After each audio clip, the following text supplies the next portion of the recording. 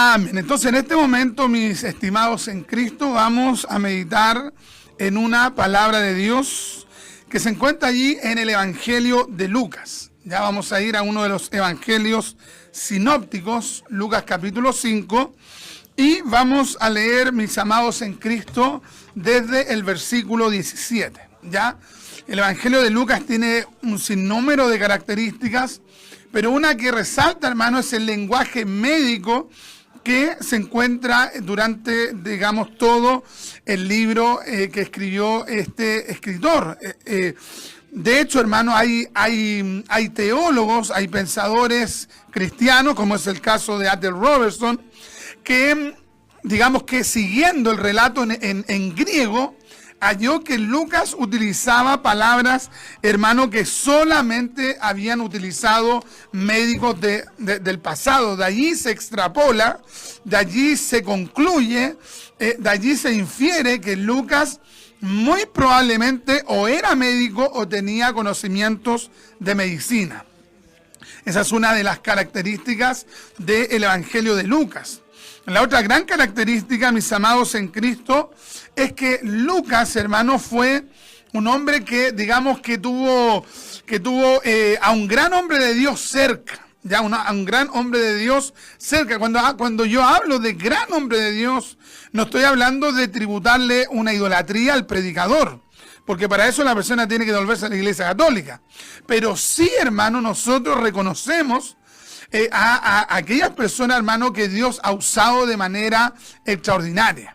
Y en el caso de Lucas, él estuvo muy cerca del ministerio del apóstol Pablo. Ya, él fue instruido, él fue formado, hermano, por el apóstol Pablo. Fue este mismo Lucas que estuvo, mis amados en Cristo, con el apóstol Pablo en los lugares cuando, por lo general, los entre comillas, amigos te abandonan. Por ejemplo, en una cárcel. Por ejemplo, en un hospital. Por ejemplo, hermano, en una crisis económica. Allí los pseudo amigos no están. Pero Lucas estuvo. Lucas estuvo, mis amados en Cristo, con Pablo cuando todos la habían dejado. Y este Lucas escribió el Evangelio de Lucas y también el libro de los Hechos, que es considerado, hermano, digamos, en el pasado como un solo libro. Muchos exegetas, muchos teólogos, como es el caso del gran doctor evangélico César Vidal Manzanares, que sostienen que en un principio este era un puro libro, Lucas y el libro de los Hechos. Y Lucas capítulo 5, versículo 7 dice así: en el nombre del Señor Jesucristo. Aconteció un día que él estaba enseñando y estaban sentados los fariseos y los doctores de la ley, los cuales habían venido de todas las aldeas de Galilea y de Judea y Jerusalén, y el poder del Señor estaba con él para sanar. Y sucedió que unos hombres que traían en un lecho a un hombre que estaba paralítico, procuraban llevarle adentro y ponerle delante de él, del Mesías, pero no hallando cómo hacerlo a causa de la multitud, subieron encima de la casa y por el tejado le bajaron con el lecho, poniéndole en medio delante de Jesús. Al ver él la fe de ellos, le dijo: hombre, tus pecados te son perdonados. Entonces los escribas y los fariseos, los intelectuales, comenzaron a cavilar, diciendo: ¿quién es este que habla blasfemias? ¿Quién puede perdonar pecados sino solo Dios? Jesús entonces, conociendo los pensamientos de ellos, respondiendo les dijo: ¿qué caviláis en vuestros corazones? ¿Qué es más fácil decir: tus pecados te son perdonados? ¿O decir: levántate y anda? Pues para que sepáis que el Hijo del Hombre tiene potestad en la tierra para perdonar pecados, dijo al paralítico: a ti te digo, levántate, toma tu lecho y vete a tu casa. Qué tremendo relato, hermano, de este episodio, hermano, en el que el Señor, hermano, cambia el futuro de una persona. Ya, esto es indudable, esto se ha repetido a través de la historia, cómo Jesús ha cambiado el futuro de las personas. Personas del vulgo, personas, hermano, de una educación mayor. Cuenta, hermano, un relato, hermano, de un filósofo francés, hermano, que venía con toda la vertiente del periodo de la Ilustración, donde prácticamente casi todos los ilustrados franceses, filósofos llamados la filosofía, digamos, de las luces, que eran la mayoría ateos, es decir, eran personas que estaban llenas de tinieblas, pero este hombre, hermano, aborrecía el cristianismo. Este hombre aborrecía profundamente a Dios. Y en los misterios de Dios, porque el Dios que servimos, hermano, hace cosas que van más allá de la comprensión. Dios te permite vivir procesos que tú no entiendes. Dios te permite pasar por etapas en tu vida que actualmente para ti son un problema, son una dificultad, son el peor momento que puedes estar viviendo. Pero en el plan de Dios eso te está haciendo avanzar. Y resulta, mis amados en Cristo, que la mujer de este filósofo ilustrado francés ateo, esta mujer se convierte y comienza ella secretamente, hermano, a leer la Biblia allá en Francia. Hermano, el porcentaje de anticlericalistas en Francia es inmenso, hermano. Gente que aborrece la religión, gente que no quiere, hermano, tener ninguna relación ni con el catolicismo, ni con el protestantismo, ni con ninguna confesión. Es una sociedad totalmente secularizada, pero esto ya, hermano, comenzaba a ocurrir por allí, por el siglo XIX. Entonces la gente que se convertía a Cristo, hermano, tenía que convertirse secretamente. ¿Por qué? Porque ya en el siglo XVI y XVII había sucedido una masacre de protestantes, ya la gran conocida noche de San Bartolomé, una noche donde se había asesinado un número pero terrible de protestantes. Entonces los franceses cristianos que quedaron allí, hermano, a través de la historia siempre tuvieron un miedo, una desconfianza, una distancia, hermano, hacia, digamos, hacia la sociedad no cristiana. Entonces esta mujer se convirtió y un día el esposo la pilló que estaba leyendo un libro. Entonces el esposo le dijo: ¿y tú qué estás haciendo? ¿Qué estás haciendo? Tú estás leyendo un libro, muéstrame el libro. Y la mujer no quería, y él le dijo: te exijo que me muestres el libro. Porque recordemos que antiguamente, hermano, había una actitud sumamente autoritaria, hermano, y sobre todo en los siglos pasados en cuanto al hombre con la mujer. Entonces era una orden, hermano, de aquel hombre hacia esa mujer. Y resulta, hermano, que este hombre descubre que su esposa estaba leyendo el libro que él más odiaba, el Nuevo Testamento. Finalmente, hermano, ella le dijo: estoy leyendo el Nuevo Testamento. Él la retó, él, hermano, le exigió que no leyera más ese libro, porque él estaba en un proyecto. ¿Cuál era su proyecto? Él quería escribir, hermano, una síntesis de los conocimientos humanistas que él tenía, una especie de Biblia humanista, ya donde iba a sintetizar el pensamiento de Jean-Jacques Rousseau, el pensamiento de Voltaire, el pensamiento de Diderot, de los pensadores franceses, hermano, que o eran agnósticos, o eran ateos, o eran panteístas, pero no eran cristianos. Entonces él estaba en ese proceso. Y resulta que cuando terminó ese libro, este filósofo francés dijo: terminé el libro que tiene respuesta a todas las preguntas. Y resulta que este hombre, hermano, esto lo relata el gran teólogo presbiteriano Montgomery Boyce, ya un teólogo presbiteriano y un hombre tremendamente usado, hermano, que sacó un doctorado allá en la Universidad de Basilea. Y resulta, hermano, que él relata, James Montgomery Boyce, que este varón, cuando él mismo tuvo sus propias preguntas, sus preguntas existenciales, fue al libro que él mismo escribió, que se supone que tenía la respuesta a todas las preguntas, y se halló que las preguntas existenciales que él tenía Su libro no la respondía.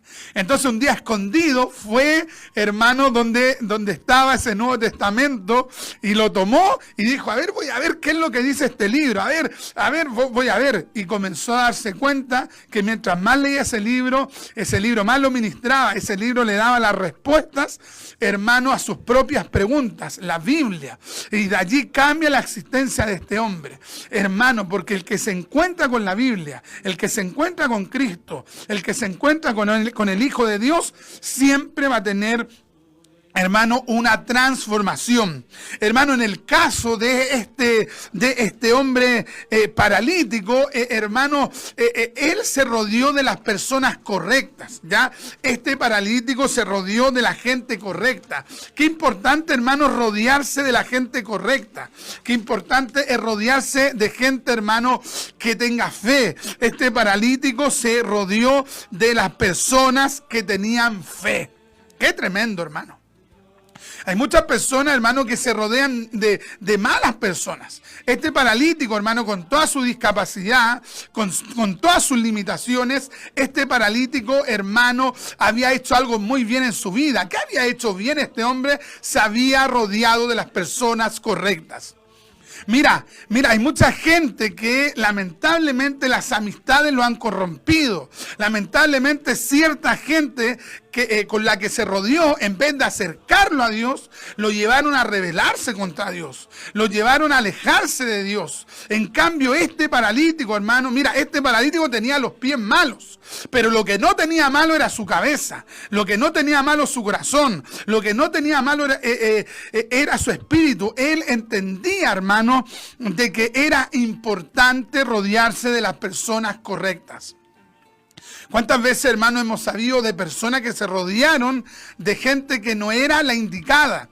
Y terminaste metido en la droga, y terminaste metido en el alcohol, y terminaste metido en el tráfico, o terminaste cayendo en adulterio, o terminaste cuestionando, hermano, a una iglesia, y finalmente te fuiste de allí, y después toda la iglesia te quedaron chicas, porque alguien inoculó, alguien, hermano, plantó el veneno ahí en la mente, y resulta, hermano, que te apartaste de Dios.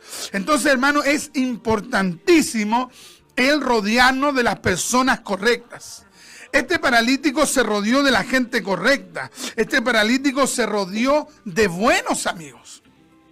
Entonces, en este sermón, la primera pregunta que quiero hacer es la gente con la cual tú te estás rodeando, ¿es gente que te pueda llevar a Dios? La gente con la cual tú estás compartiendo, ¿esa gente te está llevando a orar?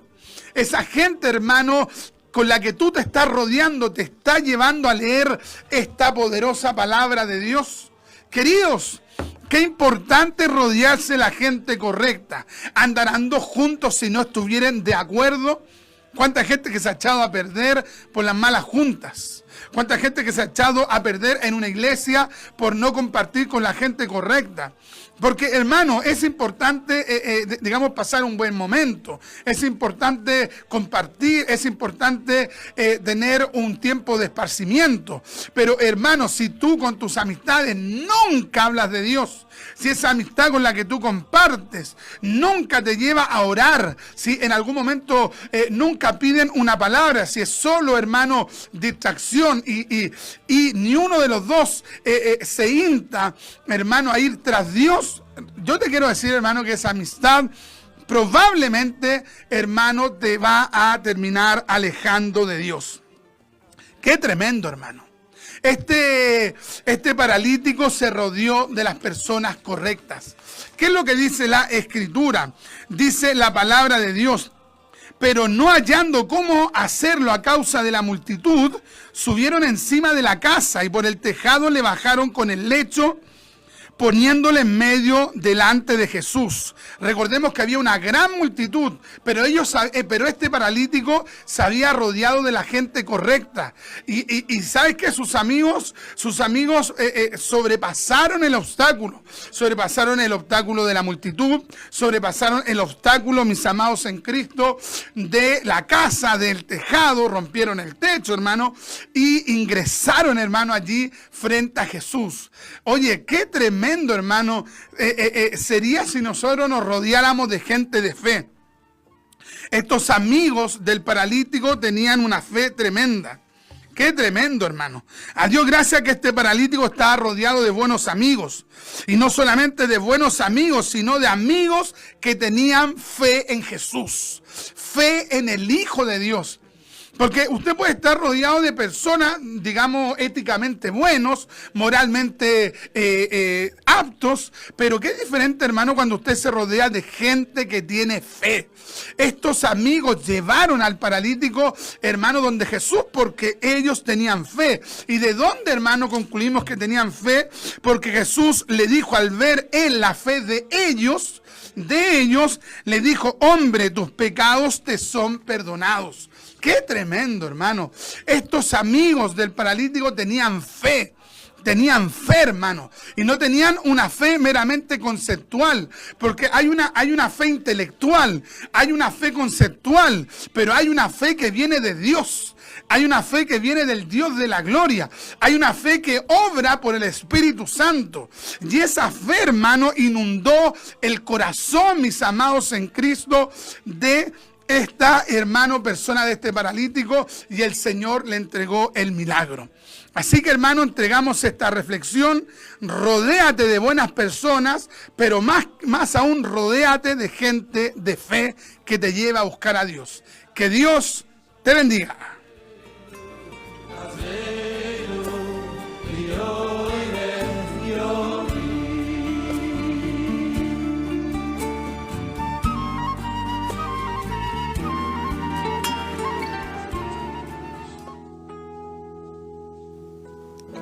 Amén. Bueno, hermosa la palabra del Señor. Que el Señor nos ayude a rodearnos de gente de fe. Amén. Que nos rodeemos de gente que nos lleve a hacer el bien. Sí, quizás nosotros de repente menguamos, pero que esté esa persona y nos diga, ahí tienes que ponerte en los caminos, tienes que volverte a los caminos. Y bueno, esas personas siempre van a ser ayuda para nosotros y Amén. Personas sobre todo de fe. Así que el Señor nos ayude. Vamos a leer solamente un comentario más, un saludo para ya ir a la oración. Nuestra hermana Margarita nos dice oración por mi nieto, Juliano Monsalve, 23, sanidad se crió en el Evangelio. Después igual lo vamos a leer esto en la iglesia y vamos Amén. A orar por esto. Amén. Sí, por el tema de tiempo no podemos leerlos todos. Sí. Así que el Señor les bendiga a cada uno de mis hermanos y vamos a ir a la oración.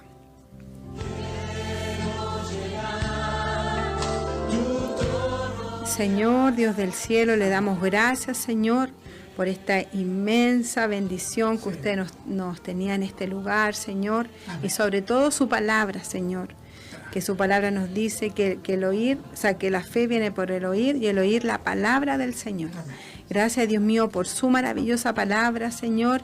Oramos por cada petición de oración que nos llegó ahora, Dios mío. Oramos por esas oraciones, Señor. Y quizás, Señor amado, cuántas personas quizás no pueden escribir, no Amén. Pueden quizás llamar, Señor.